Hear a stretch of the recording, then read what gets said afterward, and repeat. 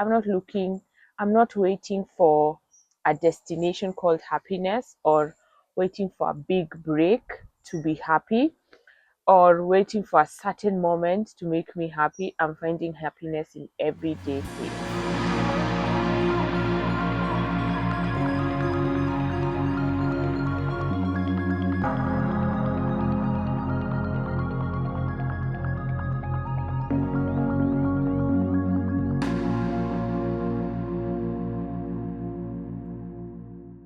Today, let's do part two of gardening and getting my garden and planting. We're also going to mow the grass in front here and the back. And as we talk about part two of how I have changed since moving to Britain. If you haven't watched part one, there's a link to the video. Go and see how moving to Britain has really changed me as a person. And I hope you can relate to some of the things I will say today. So let's do some gardening. Let's do some mowing of grass. Let's do all the hard work. Yeah, I think this is good use of my time because, again, well, I love farming and I have a small garden. Like, it's not even, it's just a strip of a garden, but I'm not gonna wait for 5 acres of land for me to enjoy it. So I will enjoy the little that I have. So yeah, let's mow some grass. Let's make this place look pretty and nice. One other thing, I think today is the third thing that has really changed about me, is I'm not waiting for a destination called happiness, or waiting for a big break to be happy, or waiting for a certain moment to make me happy. I'm finding happiness in everyday things. And what do I mean by this? Sometimes, like, what makes you happy? The thing that doing what makes you happy is what will make you happy. It's not really about waiting for a time to be happy, or a time for things to be perfect, and just being really honest with yourself about what matters to you. So let's break this down a bit further. I've learned this from my friends, and especially my really older friends who are here, and how they prioritize the things that matter to them. One of them, for example, is loves sailing, and he's decided he's gonna live close to the beach. So he lives close to the beach. He has a boat which he sails, like, he's made it part of his ordinary life. When it's calm, he'll go out with his boat, with his friend or friends. He actually invited us to his boat like when we moved here. But that's just something that is really important to him. And I see it here everywhere. If somebody loves cricket or football, you'll see it in their lives. They live it. You'll see it in their houses. You'll see it in the way their time is allocated. And so for me, it's the same. If I love music, then there has to be a time in my diary for music. There has to be time in my life for music. No matter how busy I am, I have to slot that in. If I love making YouTube videos, there has to be time for that. And it's not about perfection, it's not about it being grand, it's about doing the things that make me happy, and embracing, really, really embracing the things that I love. We usually joke around that if you have an appointment with someone, or you're trying to meet someone, they'll actually tell you no because, for example, between 4 5 p.m., I'm walking my dog. Like, that's how important it is. Like, you're not gonna come. This time is protected. It's protected time to do what fills me up.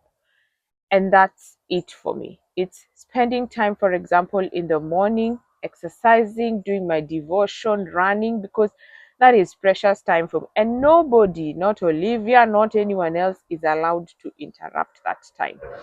It's finding time to do the things that I love. Tell me if you're finding it hard finding time to do the things you love, or you feel like you have gotten to a point in life where you're just going on with life, it's just mundane, and you're not even pursuing the things that, give you a spark in your eyes and make you like happy. So it's about putting, just structuring your life around the things that make you happy, because doing the things that make you happy is actually what makes you happy. Not waiting for a moment, for a time when it's perfect to do those things. It's doing them in the simplest things, in the simplest way, whether it starts with 5 minutes or 30 minutes of protecting that time. So for me, it's doing the things that makes me happy, and I protect that with my life. The second thing is I have realized how valuable my time is. Something about uh, being paid per hour, or the number of hours in your contract mattering. I find that's very important here compared to back home. Like, for example, you could have a 40-hour contract, but you're working day and night, you're working so many extra hours that nobody's accounting for or paying for.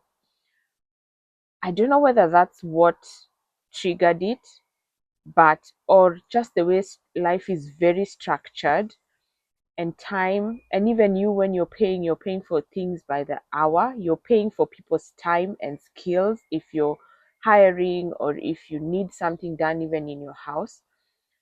Something about that has made me realize how valuable my time is. And so I have to be paid for the value of my time. It's not about working longer hours. So that's the other thing I've realized. It's not about working longer hours. It's about being paid more, or putting more value on my time so I can work less hours, for example, and be paid more. It's about increasing the value of my time, the monetary value of my time. I saw someone on TikTok say how there are certain extra shifts you take on that are ulafi, that money never really helps you. Then you will just end up, you're working 24-hour cycles 7 days a week, even on weekends, and you don't have time for your family. And I sort of agree with that. No, I fully agree with that. But it's about being paid money, value for your time. So it's about adding value to myself so that X person can pay more for my time, because my time is valuable, and putting value on myself. That also means that you don't waste my time, because I know the value of my time. Like, you don't on the simplest things keep me waiting like hours on end. You know how in Kenya we have normalized African time, and waiting, you keep me waiting 30 minutes, 20 minutes, 1 hour, and I'm just fine with it. Not working anymore, because my time is valuable. That 30 minutes, that 1 hour, could have I could have done something else valuable with my time. And it also just helps me, like, reevaluate the kind of relationships and even the kind of engagements I want to have. If it's not adding value, if it doesn't feel like honestly it's value for my time, I'm not engaging in it.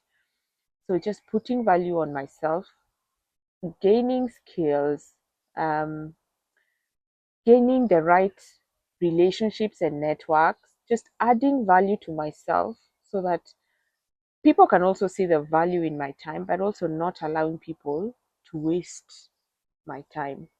Sounds harsh, but also just not allowing people to waste your time. And then you can put your time to more valuable things. I have learned, one big lesson I have learned is really time.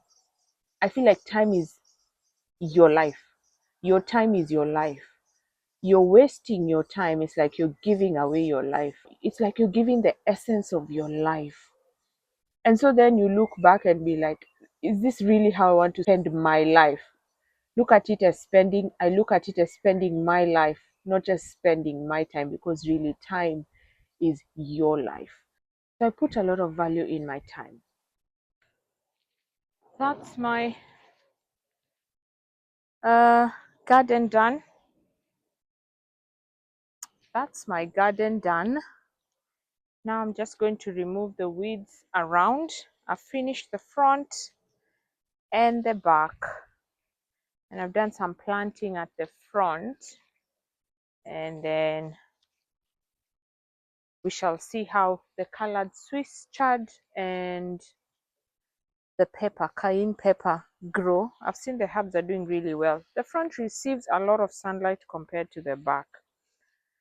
But I love hearing from you, so I'd love to hear how moving abroad has changed you, how over time you have changed, if you relate to putting value on your time and um, finding ways to make you happy, like doing the things that make you happy so that you're actually happy and pursuing the things that you love.